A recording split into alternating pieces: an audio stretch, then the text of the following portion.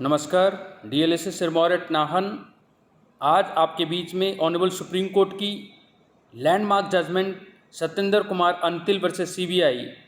जो बिल्कुल recent judgement है, 7 अक्टूबर 2021 को लाइव लॉ में पब्लिश हुई है, इसके बारे में जिक्र करेंगे। हमारे पैनल लॉयर्स और रिमांड काउंसिल को ये याद होगा कि थोड़े वक्त पहले अरिनेश की जजमेंट आई थी, जिसमें ऑनरेबल सुप्रीम कोर्ट ने कहा कि नोटिस ऑफ अपीयरेंस देना चाहिए एक्यूज़ को, यानी पहले मौका देना चाहिए कि वो इन्वेस्टिगेटिंग एजेंसी को कोऑपरेट करे,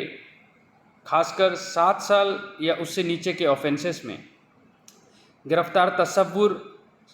का मतलब एक टेक्निकल अरेस्ट, क्योंकि अरेस्ट करने के बाद इंसान की रेपुटेशन, उसकी डिग्निटी, उसकी लिबर्टी और उसका समाज में जो एक स्टिग्मा लगता है, वो एक्विटल के बावजूद नहीं धुलता। ग्राउंडलेस अरेस्ट सेक्शन 250 सीआरपीसी बहुत कम इन्वोक किया जाता है और 250 सीआरपीसी या 220 आईपीसी रिडंडेंट होते जा रहे हैं। लेकिन इंसान की रेपुटेशन आर्टिकल 21 से जुड़ा मामला है, जैसा कि किरण बेदी में कहा गया, जो जजमेंट का नाम है। सिद्धार्थ की जजमेंट में ऑनरेबल सुप्रीम कोर्ट ने रिसेंटली याद दिलाया कि अगर इन्वेस्टिगेशन के दौरान आपने एक्यूज़ को इसीलिए अरेस्ट नहीं किया क्योंकि उसने पूरा कोऑपरेट किया इन्वेस्टिगेटिंग एजेंसी से, और गिरफ्तार तसव्वुर या फिर मेयरली नोटिस ऑफ अपीयरेंस से काम चल गया, तो चालान पेश होने के बाद जो ऑनरेबल ट्रायल कोर्ट्स का एक रुख रहता है कि प्लीज़ अब चालान पेश हो रहा है तो इन्वेस्टिगेटिंग एजेंसी से अनुरोध है कि एक्यूज़ को अरेस्ट करके हमारे आगे लाए, इसको ऑनरेबल सुप्रीम कोर्ट ने डेप्रिकेट किया।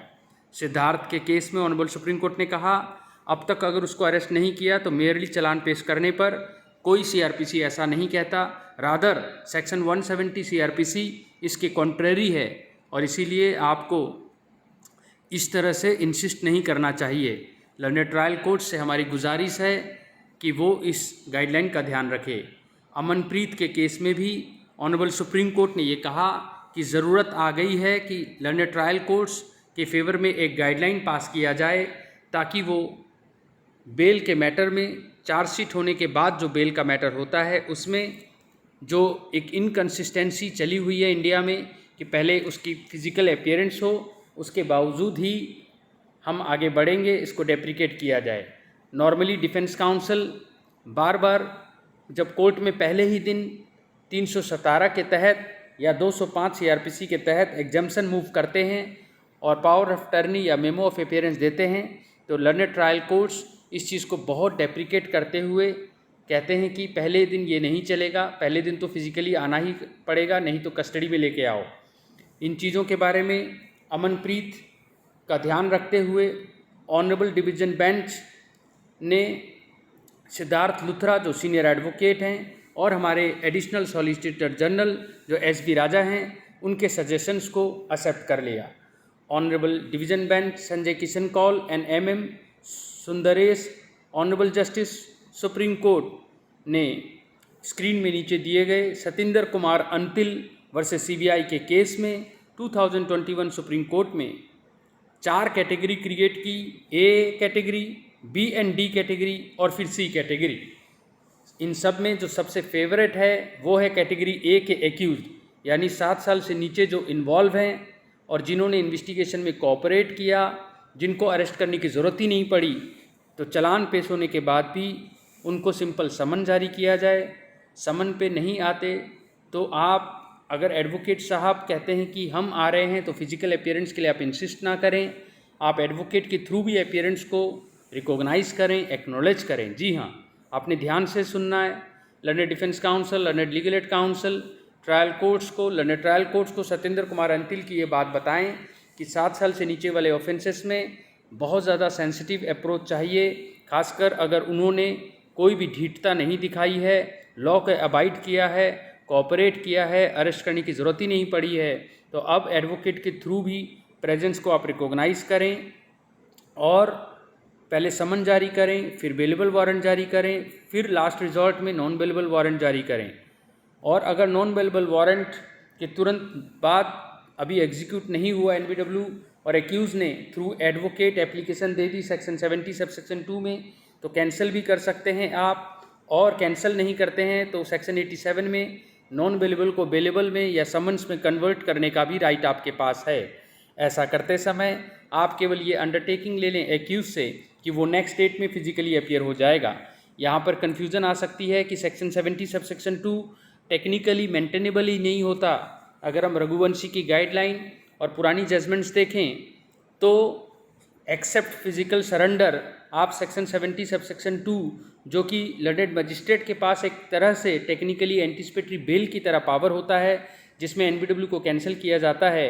उसमें हम फिजिकल अपीयरेंस मांगते थे। लेकिन अगर सतिंदर कुमार अंतिल की बात माने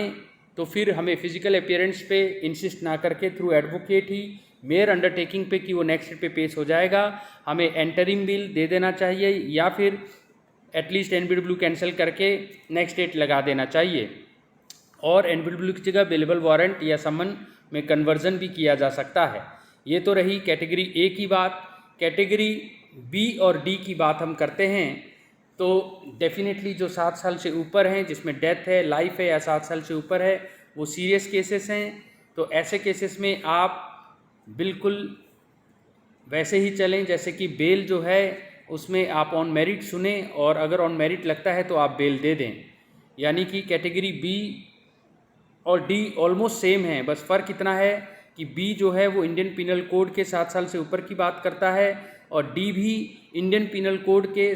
ऑफेंसेस की बात करता है, लेकिन जो इकोनॉमिक ऑफेंसेस हैं और स्पेशल लॉ में जो कवर नहीं होते, क्योंकि special law like NDPS act, यूपोपा या कोई भी दूसरा कानून जैसे पोक्सो, ये सब कैटेगरी सी में फॉल करता है, जिसके बारे में हम बाद में बात करेंगे। बी और डी में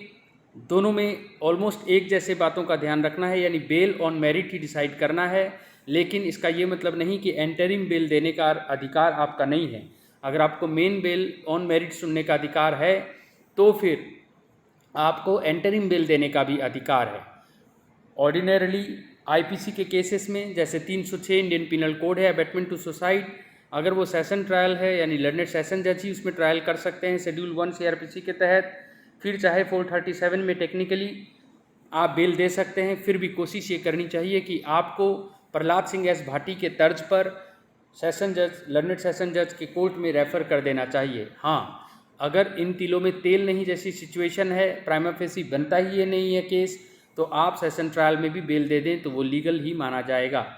अदरवाइज़ डेथ और लाइफ में चाहे फिर वो मजिस्ट्रेट के द्वारा ट्रायबल हो जैसे 467, 471 एक्सेट्रा,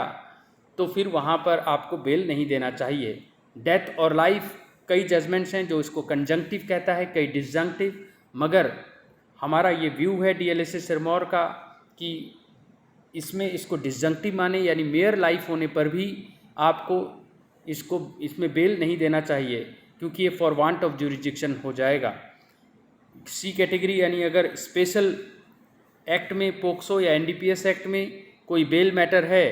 तो डेफिनेटली इसमें आपको कैटेगरी ए की तरह बिल्कुल लिबरल व्यू ना लेते हुए जो बेल के स्पेशल कंडीशन हैं, एग्जाम्पल आर्यन खान या रिया चक्रवर्ती की कंट्रोवर्सी में आपने रिसेंटली देखा कि शाहरुख खान के बेटे जो हैं आर्यन खान, जिनके साथ मुनमुन धमेचा और अरबाज मर्चेंट भी हैं, उनको बेल नहीं दिया गया। जब तक 2 कैटेगरी यानी ट्विन कंडीशन फॉलो नहीं होते तब तक बेल आउट नहीं किया जा सकता। ट्विन कंडीशंस क्या होते हैं? प्राइमा फेसी केस नहीं बनना चाहिए और पीपी ऑब्जेक्ट ना करे और आपका ये ओपिनियन हो कि छोड़ने पर ये अपराध नहीं करेगा, तभी बेल मिल सकता है, इसके अलावा बेल नहीं। यानी कि 4 कैटेगरी को डिस्कस किया है ऑनरेबल सुप्रीम कोर्ट ने सतिंदर कुमार अंतिल में, और इसीलिए ये बहुत ही लैंडमार्क जजमेंट बन जाता है। Dataram versus state of UP में ओवर क्राउडिंग को ध्यान रखते हुए बेल में लिबरल होना चाहिए। संजय चंद्रा की बातों को ध्यान रखते हुए इकोनॉमिक ऑफेंसेस में भी बेल मिल सकता है अगर रूट सफिशिएंट हों, और गुड्डी कांति और बालचंद के हिसाब से बेल सैक्रोसैंक्ट नहीं होना चाहिए बेल मैटर्स में आपको, और bail is a rule and jail is an exception का रूल फॉलो करना चाहिए। 436A, 436, 1/2 या 1/4 ये सारों के लिए नालसा की SOP की आप वीडियो ज़रूर देखें, और मोतीराम की गाइडलाइंस और बेलेबल ऑफेंसेस में या इवन नॉन बेलेबल में दरिद्र यानी कि पुअर पर्सन अगर 7 दिन श्योरिटी ना दे पाए ऑनरेबल हिमाचल प्रदेश 445 CRPC कैसे यूज़ करने के लिए कहते हैं, इन सब बातों के लिए DLSA सिरमौर के बाकी वीडियोस को आप लिंक में देखें और डीकंजेशन ऑफ इंडियन जेल्स में हमारी मदद करें। हमारे लर्नर डिमांड काउंसिल ज़्यादा से ज़्यादा इस वीडियो को लाइक सब्सक्राइब करके एटलीस्ट 3 बार सुने ताकि एक्चुअल फ़र्क हम दिखा सकें। जय हिंद, जय हिमाचल।